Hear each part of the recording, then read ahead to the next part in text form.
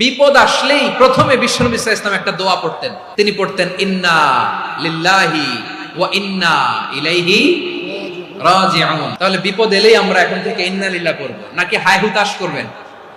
একদল আছে হায় হুতাশ করে, হায় আল্লাহ রে মোর কি হইল রে, মই কি হরমু রে, মই কমবে যামু রে, এরকম বিলাপ করতে নিষেধ করেছেন বিশ্বনবী। কি করব, কই যাব, কি হবে, হায় হায়, এরকম হাহুতাশ আছে না নাই?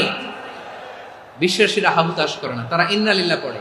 তারপরে বিশ্বনবী পড়তেন আল্লাহুম্মা আজুরনি ফি মুসিবাতি ওয়াখলুফ লি খায়রাম মিনহা। একসাথে প্রথমে পড়তেন ইন্না লিল্লাহি ওয়া ইন্না ইলাইহি রাজিউন, তারপর পড়তেন আল্লাহুম্মা আজুরনি ফি মুসিবাতি ওয়াখলুফ লি খায়রাম মিনহা, মানে আল্লাহ এই যে আমি বিপদে ধৈর্য ধারণ করলাম এটার সব তুমি আমারে দাও, আর যেটা হারালাম এর চেয়ে ভালো কিছু দিয়ে মেকআপ করে দিও, ভালো কিছু দিয়ে বদল করে দিও। সুবহানাল্লাহ পড়েন।